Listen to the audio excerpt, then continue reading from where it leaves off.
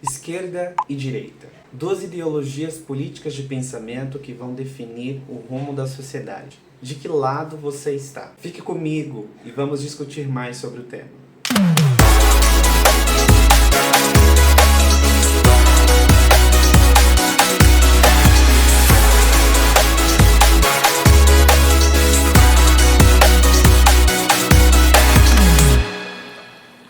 Seja bem-vindo ao meu canal.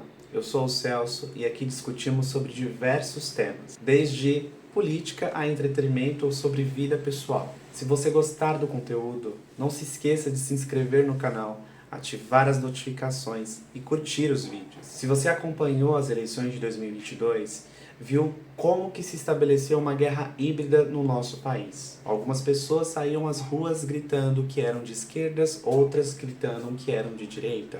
Bandeiras azuis e vermelhas apareciam nas manifestações. Infelizmente, isso demonstrava que nossa sociedade está dividida. E na sociedade em que vivemos, a esquerda e a direita vão definir quais políticas públicas continuam, quais políticas públicas desaparecem. Isso vai ser definido em cada tipo de governo que nós iremos eleger. Alguns programas sociais podem permanecer, outros podem ser cortados. Qual bandeira você vai levantar? Para entendermos como essas ideologias de pensamento se firmaram, primeiro a gente vai ter que voltar um pouquinho no passado.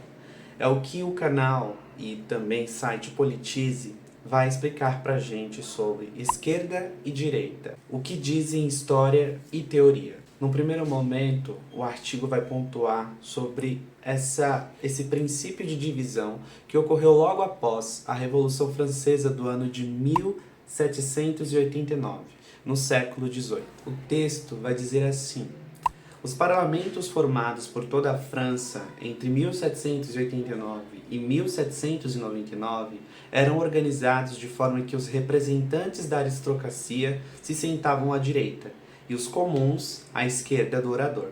Os aristocratas defendiam os privilégios da aristocracia da igreja e a sociedade de classes que existia no antigo regime. Ou seja, eram conservadores no sentido de manter as suas estruturas sociais vigentes até então. Nesse primeiro momento, a gente consegue identificar que não era bem uma ideologia estabelecida naquele momento, mas que as coisas estavam divididas de acordo com o poder aquisitivo que as pessoas tinham.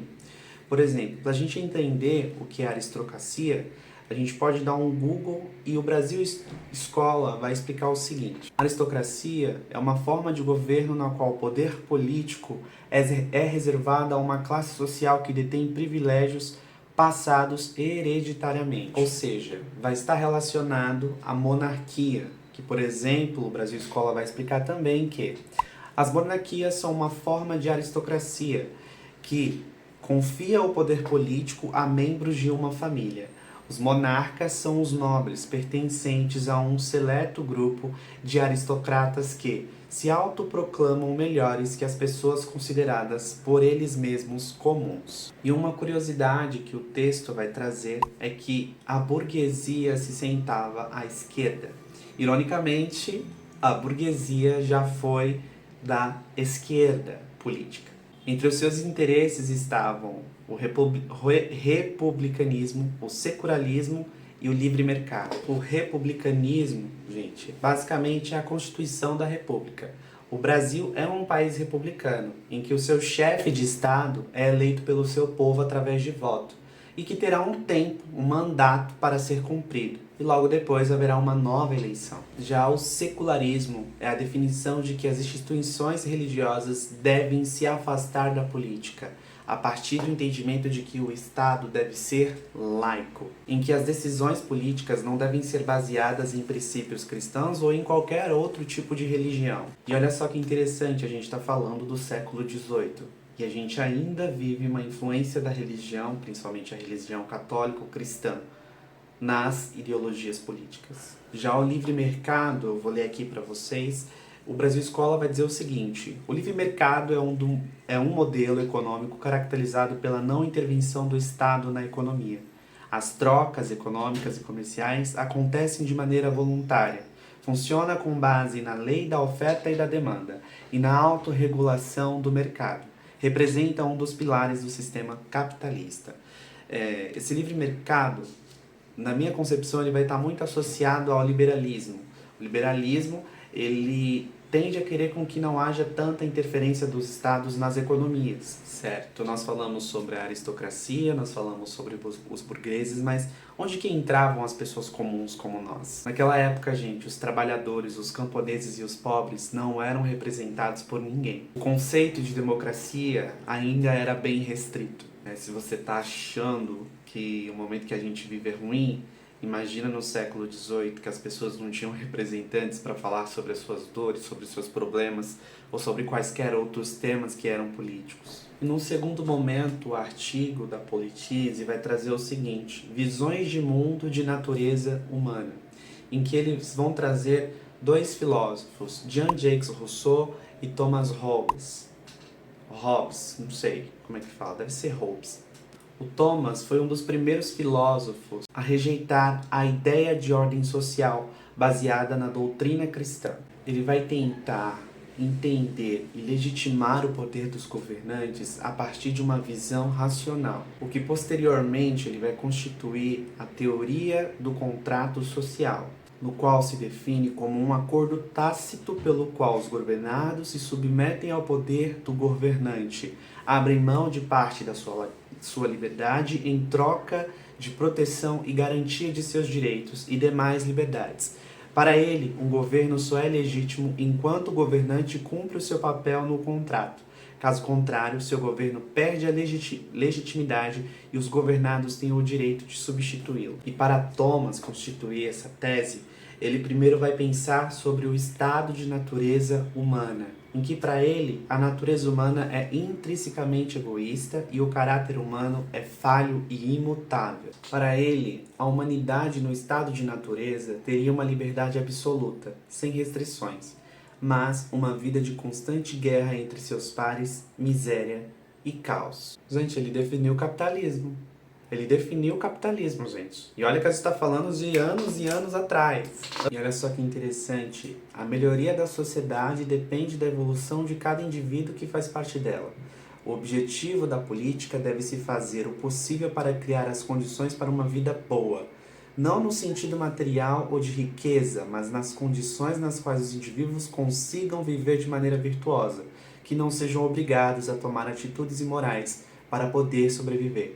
Essa visão de mundo e da natureza humana que fundamenta a direita. Aqui, tirando a parte de que ele fala, né, da maneira virtuosa e de riqueza, que isso aí não está englobado, a gente começa a ver a raiz da meritocracia, em que a gente sabe que as pessoas são donas de suas histórias e que elas basicamente nascem no mesmo estado, né? A gente sabe que elas não têm as mesmas oportunidades, mas que o seu desenvolvimento e o seu sucesso se dará pelo mérito. Agora, Jean-Jacques Rousseau, ele vai trazer um contraponto.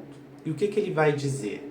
Para Rousseau, a humanidade no estado de natureza seria feliz, benevolente e as pessoas viveriam em harmonia, guiadas por um sentimento de compaixão.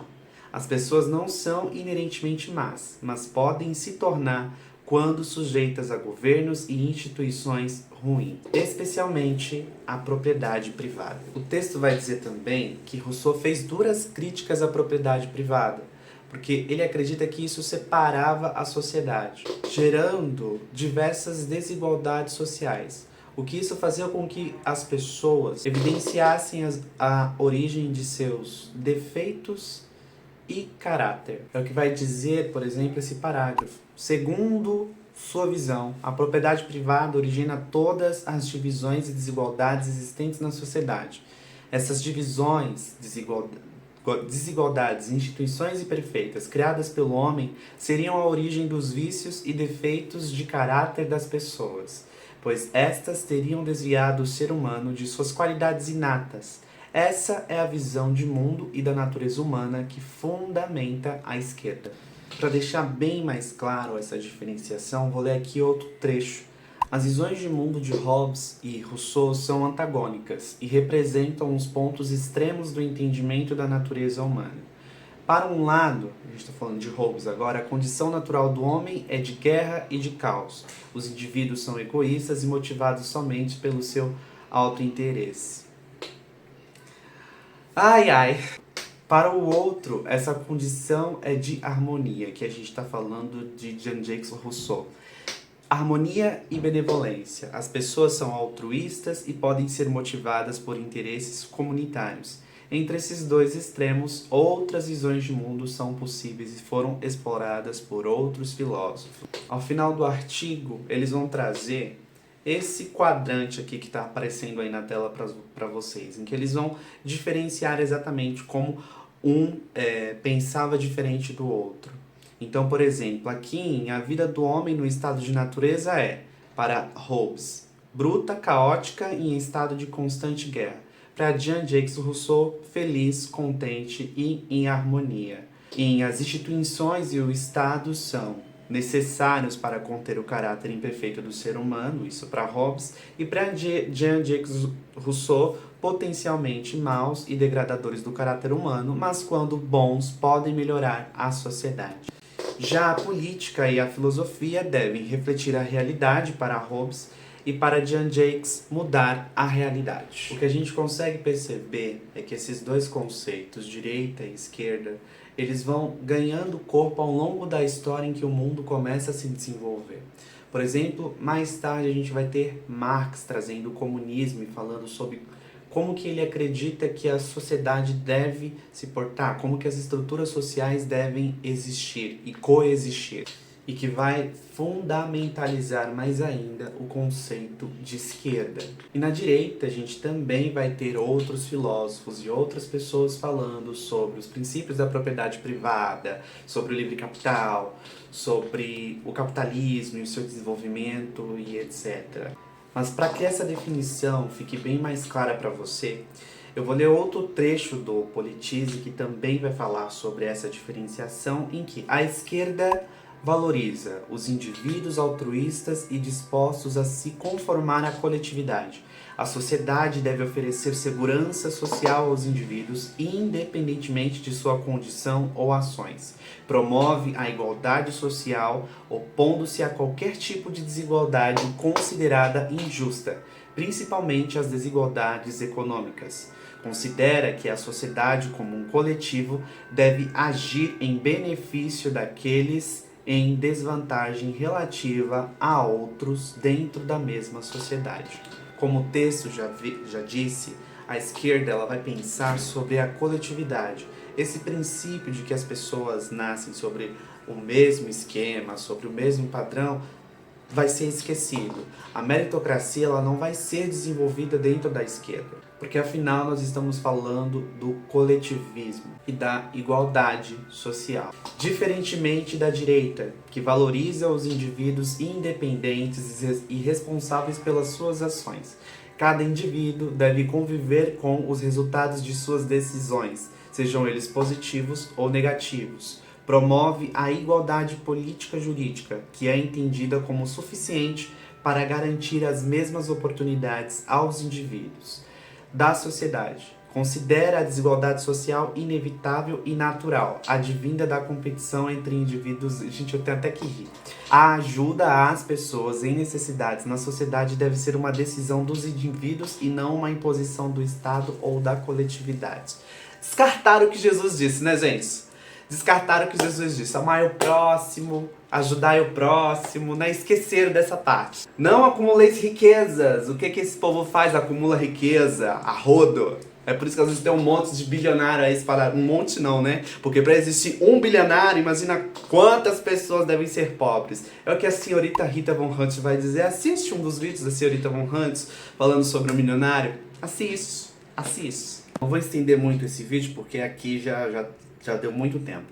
Mas assim, gente, procurem pensar e estudem principalmente sobre essas ideologias, estudem sobre política, escolham bem seus candidatos. Agora em 2024 nós temos eleição, né, para prefeito, acho que prefeito e vereador, uma coisa assim. Infelizmente a gente não tem boas opções, não tem, é o que tem, entendeu? Chegou aí, apareceu, a gente tem que votar. Só que então tente votar com um pouquinho mais de consciência. Não faz igual às vezes as pessoas fazem, que é pegar um panfletinho na rua e falar assim, vou votar nesse aqui, vou votar nesse. Não, não faz. Pesquisa. Estuda teu candidato, cara. Estuda teu candidato, porque senão a gente vai continuar na mesma merda. Eu espero de verdade que esse vídeo tenha ajudado você a tentar entender um pouquinho mais sobre esquerda e direita. Espero que você tenha gostado. Se gostou, deixa aqui um comentário, gente. Deixa aqui um curtizinho, porque dá tanto trabalho fazer esses vídeos. É assim, às vezes me dá uma preguiça, mesmo que eu estou em casa, literalmente sem fazer nada porque eu não estou trabalhando, mas às vezes dá uma preguiça. Às vezes não dá vontade de vir aqui, olhar pra essa câmera e ficar, entendeu? Não dá vontade. Mas eu não vou mais me alongar. Então, beijo e até o próximo vídeo.